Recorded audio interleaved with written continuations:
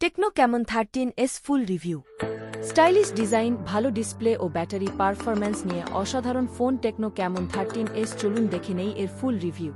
Design প্রথমেই যদি design দেখি তাহলে ফোনের লুক বেশ ভালো। ব্যাক প্যানেলে লেফট সাইডে ক্যামেরা মডিউল দেওয়া হয়েছে, যেখানে OnePlus-এর মতো একটি লুক দেখা যায়। ফোনের ব্যাক প্যানেল প্লাস্টিকের এবং থিকনেস মাত্র 7.7 মিলিমিটার।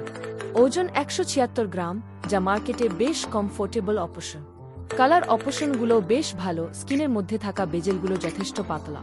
তবে এখানে 3.5 মিলিমিটার হেডফোন জ্যাক দেওয়া হয়নি, যা অনেকের জন্যই ডিল ব্রেকার হতে পারে।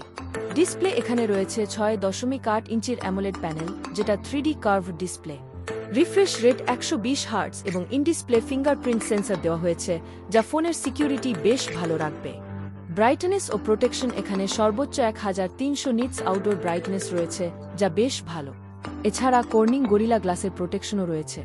পারফরম্যান্স, এই ফোনে রয়েছে latest MediaTek Dimensity G1 chipset,